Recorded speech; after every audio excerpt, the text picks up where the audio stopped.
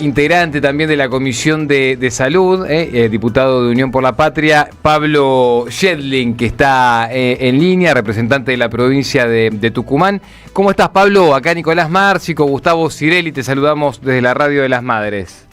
Hola, Nicolás. Gustavo, ¿cómo están ustedes? Buen día a todos. Bien, Pablo, gracias por el tiempo, buen día. Pablo, te pregunto primero alguna reflexión sobre estas últimas 24 horas.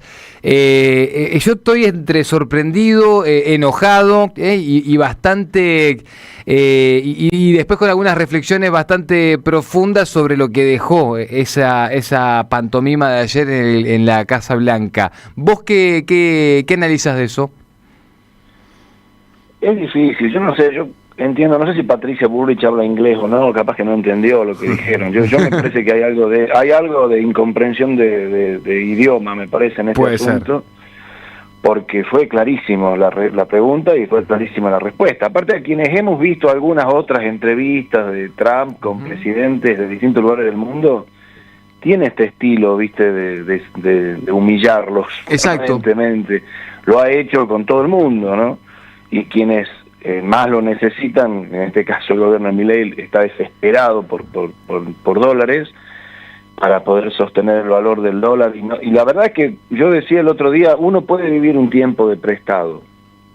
Pero llega un momento en donde se te va a acabar el préstamo. Si nosotros no cambiamos el modelo de país, ojalá que el presidente lo entienda después de las elecciones. Por eso es muy importante las elecciones y es muy importante que la gente entienda que si queremos cambiar que este gobierno empiece a darse cuenta que tiene que producir, la Argentina tiene que producir, para eso tiene que tener industria, para eso tiene que tener empleo, para eso tiene que tener consumo. La Argentina necesita, la economía argentina necesita consumo.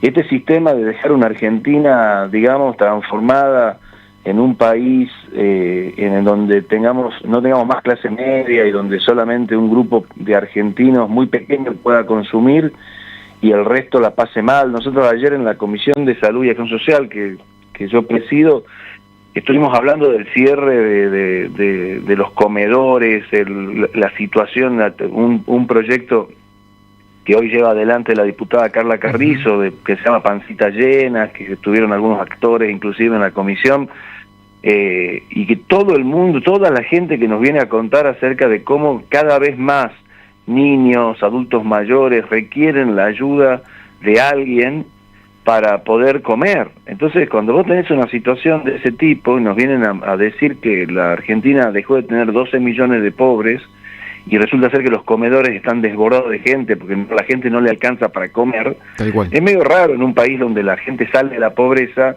que cada vez más gente necesita ir a comedores para comer. Entonces, hay una desconexión con la realidad gravísima. Este tema porque si vos me decís, bueno, estos dólares del Tesoro de Trump van a ayudar a que nosotros desarrollemos la infraestructura que necesita la Argentina para tener más empleo, y esta cosa de que Patricia Bullrich dice esto no se hizo hace 100 años. Sí. Lo que no se hizo hace 100 años. No se entiende bien cuál es la originalidad. Un delirio, Pablo. De ajuste ortodoxo. ¿Bien? Tal cual, un delirio y repetir un montón de cosas. Y aparte con este discurso también que atrasan 40, 50 años hablando de los comunistas, ¿no?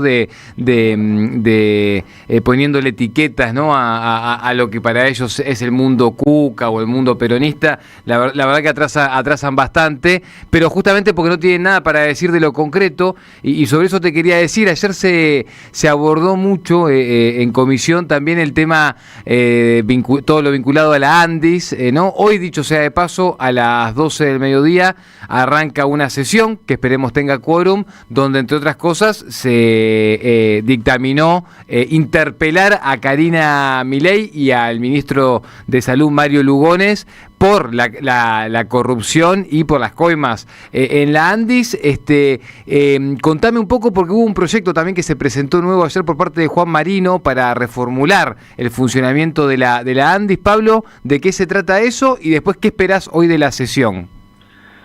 Sí, dos cosas. Lo de Marino es muy interesante. Él plantea con mucha verdad que la situación de coimas en el Andis generada, digamos, en esta gestión, no podemos poner una intervención que maneje el mismo ministro de Salud de la Nación, que está involucrado en esta situación de coimas y de situación irregular. Y él plantea que regularizar el ANDIS con una nueva ley que permita que, como muchas obras sociales nacionales, el ANDIS sea manejado por un directorio en donde los participantes de la discapacidad, tanto personas con discapacidad como efectores de discapacidad, generen una comisión que maneje el ANDIS, ¿no? La idea es de no poner al zorro a cuidar a las gallinas, porque definitivamente esto es lo que está pasando, ¿no? Uno jamás, digamos, realmente le ajusten el sistema de discapacidad en la Argentina, que es un sistema que tenía problemas, pero que era un sistema bastante virtuoso y que había permitido de alguna manera,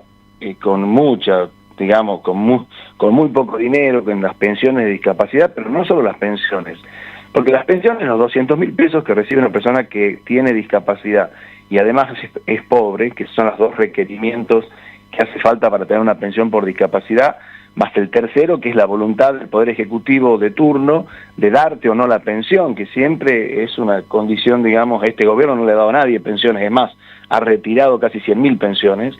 Esta idea de que la Argentina tiene muchos discapacitados, demasiados, como diciendo, no, la Argentina tiene, eso es mentira, la Argentina tiene una cantidad de discapacitados muy por debajo de los que tienen los países de la OCDE en Europa, o sea, dicen cosas que son falsas. Y después vos tenés los discapacitados, un número absolutamente esperable para nuestra población, diría bajo para la población. Después tenés los discapacitados estos, cuáles son pobres. La Argentina tiene un nivel de pobreza tal que es esperable que muchos discapacitados sean pobres. Y después tenés el tercer eslabón, que es la decisión de darle a estos que tienen ambas cosas una pensión, que eso es verdad, que hasta el gobierno de Néstor Kirchner estaba absolutamente limitado y era altas por bajas y había muy poquitos, y después empezó a ser un derecho. Entonces los gobiernos peronistas empezaron a darle a todas las personas que tenían discapacidad y tenían pobreza certificada esta ayuda, que es la pensión, que no es tanto la ayuda, que insisto es bajísima, sino el hecho de que lo pones en un sistema en donde a través de las obras sociales, a través de las obras sociales nacionales, a través de un programa como el Incluir Salud, tienen acceso a los centros de rehabilitación. Bueno, todo este sistema bastante virtuoso que había construido la Argentina lo están destruyendo. Y la verdad que hoy las atenciones por discapacidad están absolutamente comprometidas. La ley para mantener esto está sancionada, fue vetada, fue insistida y ahora está ilegalmente, inconstitucionalmente detenida, porque el jefe de gabinete de ministros dijo se promulga la ley, pero no la vamos a implementar.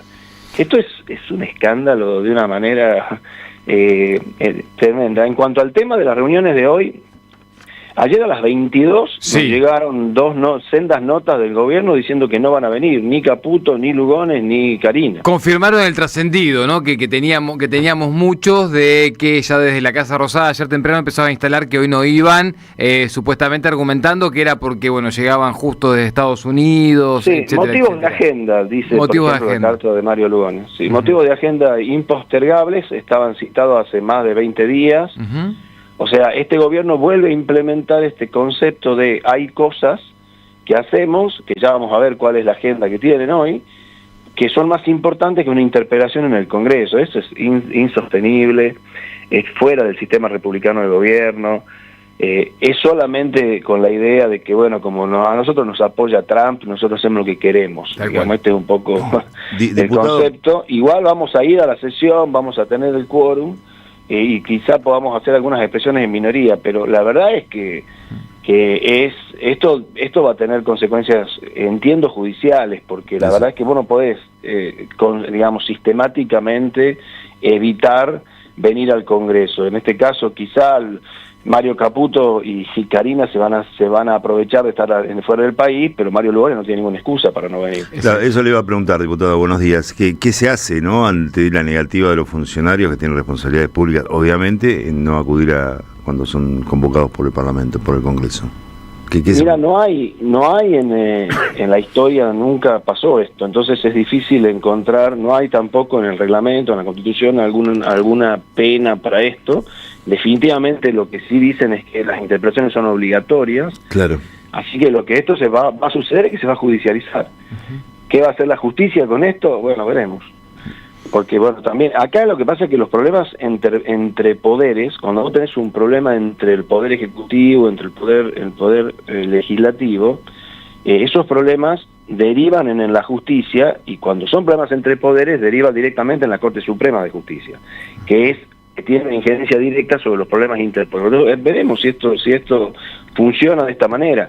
Acá nadie pretende que nadie venga encadenado a darnos explicaciones al Congreso. Lo que uno pretende, y esto no lo digo yo solamente por Unión por la Patria, todos los bloques, los más dialoguistas y los menos, es que haya un respeto mutuo, y es lo que también le exige Estados Unidos, ¿no? Tal cual. Estados Unidos les está pidiendo mayor, digamos, diálogo político, mayor consenso para hacer las reformas de fondo, dicen ellos, etcétera. Bueno, este es el camino opuesto a eso. Entonces van allá, le dicen una cosa al presidente de Estados Unidos que no sabe ni qué elección tenemos, ni sabe quiénes somos, ni no tiene idea de dónde estamos viviendo, y ellos después vuelven y no cumplen con la Constitución argentina. Yo creo que muy por el contrario de lo que pretenden hacer, creo que en octubre, que la decisión en estas elecciones es que sea contundente la derrota del gobierno nacional. Ojalá que sea así, porque es el mensaje que este gobierno, me parece, está necesitando.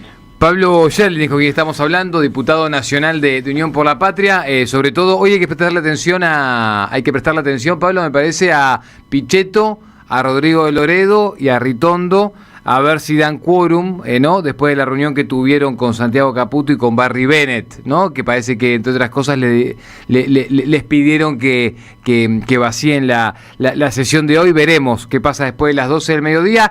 Te pregunto, por último, déjame un análisis, Pablo, con lo que está pasando con este rebrote de fiebre amarilla, que es otra de las cosas a las que te lleva estas políticas, ¿no? Digo, porque de repente en un país donde teníamos un montón de cosas saldadas, ahora tenemos rebrote de sarampión y ahora rebrote de fiebre amarilla. Sí, bueno, lo que está pasando con las vacunas en general es bastante incomprensible también. Lo de fiebre amarilla es así, digamos, nosotros en la Argentina es un país con fiebre amarilla, en zonas endémicas, no en todo el país. Nosotros tenemos fiebre amarilla que hace muchos años no tenemos, pero somos catalogados internacionalmente como un país con fiebre amarilla. Eso nos obliga a dos cosas. Una es a vacunar en zonas endémicas, estamos hablando de las zonas lindantes con el Paraguay, sobre todo Chaco, Formosa, unas pequeñas partes de Entre Ríos, a los niños en parte de su carnet de vacuna en forma obligatoria y sistemática contra fiebre amarilla. Esa vacuna que está en calendario se sigue sosteniendo. Pero además el reglamento internacional, sanitario internacional, al catalogarnos como país, hace muchos años no tenemos casos, ¿no? Pero vacunamos porque sabemos que, como en este caso de vuelta, hay casos en los países vecinos. Ahora hay un brote en los países vecinos y esto puede llegar acá. Como somos un país catalogado como fiebre amarilla, a algunos destinos de viajes también se nos exige la vacuna para no llevar nosotros fiebre amarilla a esos países. Eso es un error del reglamento internacional que deberíamos corregir, porque un argentino que vive en Tierra del Fuego y no conoce ni el mosquito que transmite la fiebre amarilla. Entonces, ese argentino no debiera vacunarse con fiebre amarilla para poder viajar. Pero el reglamento internacional se lo exige. Esas vacunas fueron suspendidas por el gobierno nacional para los viajeros del país hacia otros lados. Y eso puede tener alguna lógica, porque, insisto, no tiene mucho sentido vacunar a personas que no tienen ningún riesgo de tener fiebre amarilla para cumplir con un reglamento internacional que en este caso atrasa, y lo que hay que hacer es discutirlo. Claro, si vos te vas de la OMS, si vos decidís que sos independiente, no tenés ninguna capacidad de discutir estas cosas. Pero bueno, ahora lo que va a pasar, ¿cuál es la situación? Ahora, si aparecieran casos, esperemos que no, de fiebre amarilla en zonas argentinas o en zonas de países cercanos a nosotros, como están apareciendo, argentinos que viajen a esas zonas, la situación es distinta, porque esos argentinos que viajen a zonas donde sí hay fiebre amarilla, ya tienen riesgo de enfermarse, ellos, no de transmitir, sino de enfermarse. Entonces esas personas el gobierno debiera vacunarlos, porque una vacuna de fiebre amarilla cuesta más de 250.000 pesos. Todo lo que hizo el gobierno hasta acá fue subir un comunicado a sus páginas oficiales para decir, che, fíjense que estamos por tener un rebrote de la epidemia, es todo lo que hizo, y les recomendó, nos recomendó como ciudadanos vacunarnos. Bien, ¿y la vacuna dónde está, maestro? Andá, comprala, pagala, conseguila, pero te recomienda vacunarte y que tengas mucho cuidado con los mosquitos. Es increíble, el comunicado del gobierno nacional es incomprensible. Pablo, sigámosla, nos quedamos atentos a los movimientos en la Cámara de Diputados, ¿sí? Cómo no, un gusto, gracias a ustedes. Abrazo grande, gracias, Pablo. Varias cosas. 1871 golpeaba a la ciudad